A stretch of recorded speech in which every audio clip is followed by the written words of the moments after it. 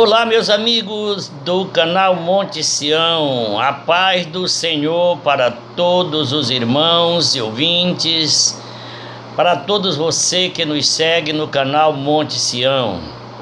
Estamos aqui mais uma vez em nome de nosso Senhor Jesus Cristo para levar até você mais uma mensagem da palavra de Deus.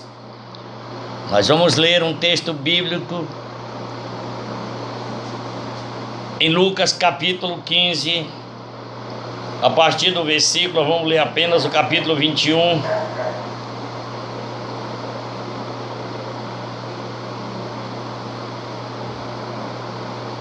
Aliás, capítulo 17, o versículo 17, desculpem.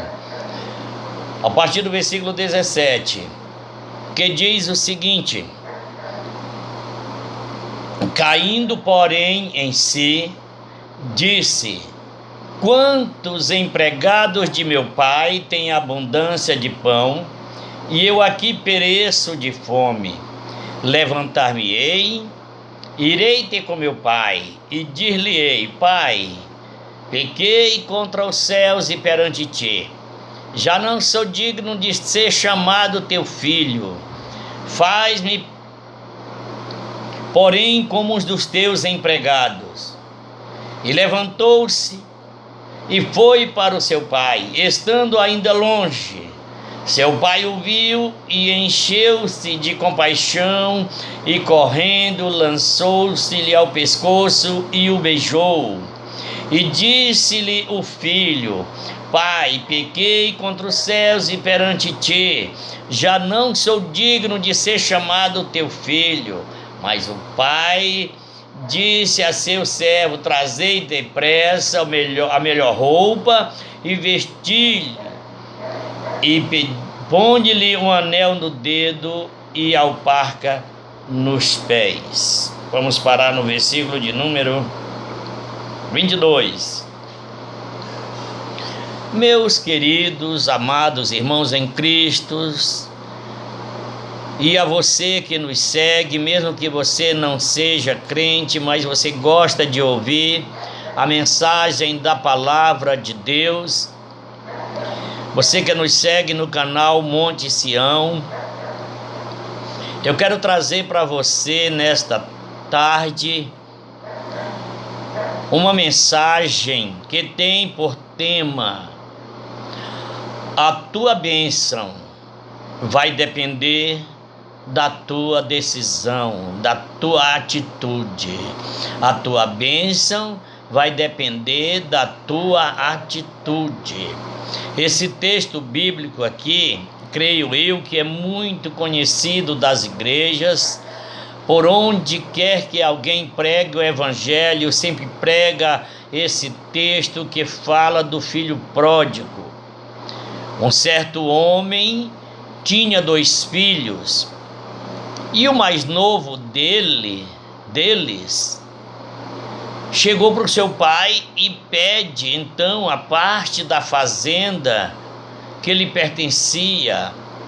Essa aqui foi a primeira atitude daquele jovem, uma atitude errônea, uma atitude egoísta, porque ele não tinha direito a nada. Esse é o meu pensamento. Enquanto o pai está vivo, enquanto a mãe está viva, o filho não tem direito da herança. Tudo que é do pai é dele, mas está sobre a tutela do pai, está sobre a administração do pai. O filho não tem que se meter e impedir antecipadamente a sua parte da herança, porque ele ainda não tem direito. Ele tem direito do que o pai der para ele, do que o pai oferecer para ele. E depois então da morte dos pais, então os filhos são herdeiros, vão dividir a herança. Mas antes disso não, a não ser que o pai espontaneamente reparta. Se for terra, se for fazenda, alguma coisa assim, o fulano fica com a parte tal e o beltrano com a parte tal. Mas Fora disso, o filho não, jamais teria direito de se antecipar e pedir a parte da sua herança. Mas o pai entregou para ele. A Bíblia não entra em detalhes aqui se o pai argumentou com ele ou não, mas podemos entender que o pai não entregou assim de mão beijada. Primeiro ele deu um conselho: meu filho, por que você quer isso agora? Tenha paciência, mais tarde você receberá. A Bíblia não entra nesse detalhe, mas dá para a gente entender, porque se era um pai de família, um dono de família, um dono de propriedade responsável, jamais ele ia simplesmente abrir mão e entregar para o filho, porque tinha quase certeza que o filho ia extraviar tudo. Mas a Bíblia não entra nesse detalhe, isso é um pensamento meu que eu estou falando, mas a Bíblia só diz que o pai repartiu com ele a fazenda, entregou a parte que cabia. Se era 4 pessoas, deve ter sido dividido em 4 partes, o pai, a mãe e os 2 irmãos. Então 25% foi dado para aquele jovem. E a Bíblia diz que dias depois ele se mandou, viajou, juntou tudo que era seu e viajou para uma terra longínqua, bem longe, um país distante. E começou então agora a gastar tudo aquilo nas farras, com amigos, fez logo amizade aonde ele chegou. Ninguém sabe, o irmão dele ficou com raiva quando ele volta e disse que gastou com as meretrizes, mas a Bíblia não diz isso.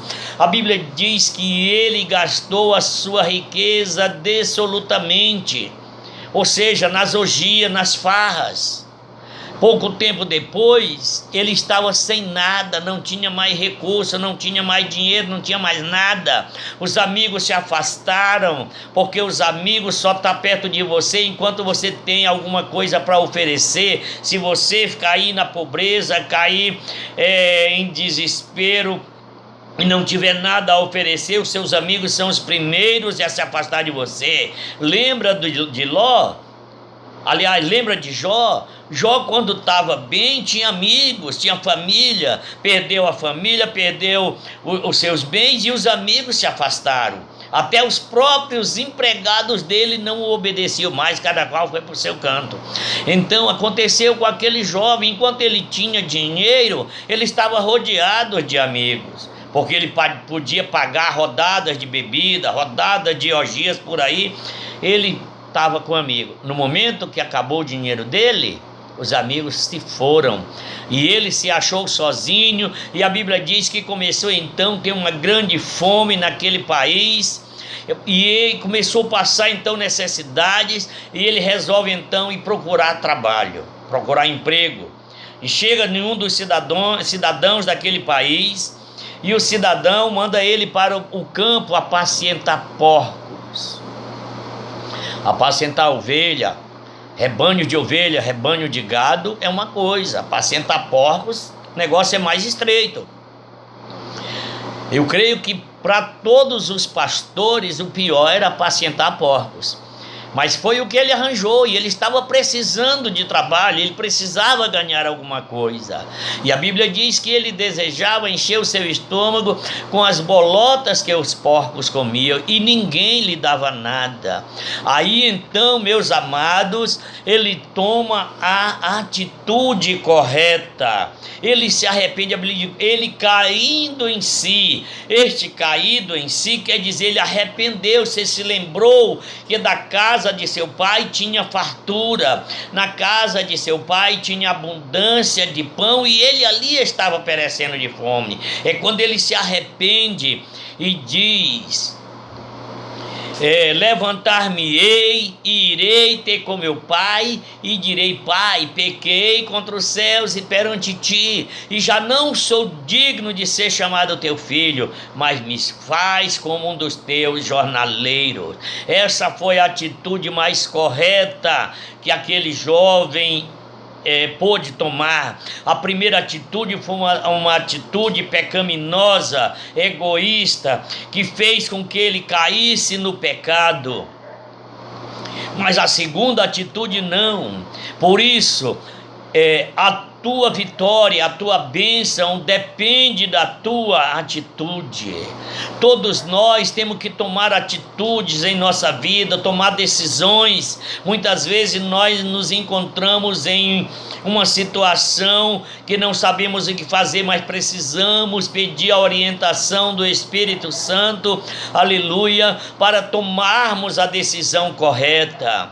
Eu não sei se foi o Espírito Santo que fez com que aquele moço se arrependesse, aquele jovem se arrependesse e tomasse essa atitude correta, essa decisão correta de voltar para a casa do Pai, porque o Pai não esquece do filho nem um momento.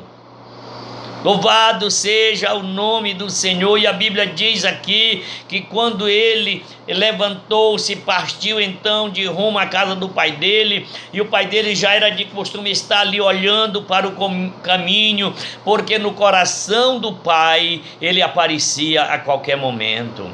E quando ele vinha ainda longe, o pai o reconheceu, mesmo ele estando maltrapilho, talvez sujo, cabeludo, ninguém sabe, mas vinha totalmente diferente daquele jovem que saiu há tempos atrás. Mas mesmo assim o pai conheceu, e o pai não espera que ele chegue, o pai corre ao encontro dele e o abraça e o beija, e ele diz: pai, eu pequei contra o céu e pequei contra ti, mas me faz pelo menos como um dos teus trabalhadores. Mas o coração do pai estava apertado, e naquela hora começa a se alegrar, e chama os seus servos e diz: olha, traz a melhor roupa, traz um anel, coloca no dedo dele, traz um calçado, coloca nos pés, vamos fazer uma festa, porque este meu filho estava perdido e foi achado, estava morto e reviveu. Deixa eu dizer uma coisa para você. Se você saiu da casa do pai, meu irmão, não te preocupa. O pai está de braços abertos te aguardando. O pai não se esquece do filho. Por pior que o filho seja, o pai ama ele. E jamais o pai vai escorraçar um filho porque tomou uma decisão errada na vida. Porque o pior não é tomar a decisão errada, o pior é não se arrepender. Mas aquele moço teve uma atitude louvável. Depois de toda a besteira que ele fez, ele então se arrepende e volta para a casa do pai pedindo perdão. E o pai está lá de braços abertos para o recebê-lo. O irmão dele estava no campo, e quando voltou para casa, que chegou perto, que ouviu as músicas e a dança, e chamou um empregado e perguntou o que era, e o rapaz disse para ele: é o teu irmão que apareceu, o teu pai fez uma festa, mandou matar um bezerro cevado, estão aqui se alegrando porque o recebeu são e salvo. E então ele não queria entrar, mas o pai veio ter com ele, e ele diz: pai, eu há tanto tempo te sirvo, nunca transgredi nenhum dos teus mandamentos. Agora esse teu filho que desperdiçou a tua fazenda com as meretrizes, tu mata um bezerro cevado e nunca me deste um cabrito para eu me alegrar com os meus amigos. E o pai responde para ele: filho, tu estás sempre comigo, e tudo que é meu é teu. Agora era justo nós nos alegrarmos, porque este meu filho tinha se perdido, este teu irmão tinha se perdido e foi achado. Estava morto e reviveu. Meu prezado amigo, meu prezado irmão, se você está afastado dos caminhos do Senhor, faça como o filho pródigo. Torne em si, arrependa-se, veja onde você caiu e levante-se e volte para a casa do Pai, porque Ele vai estar de braços abertos te esperando. Em nome de Jesus, faça isso, tome esta decisão. A tua bênção depende da tua decisão. Amém? Deus nos abençoe, Deus nos guarde e nos dê a paz em nome de nosso Senhor Jesus Cristo. Fiquem todos com Deus.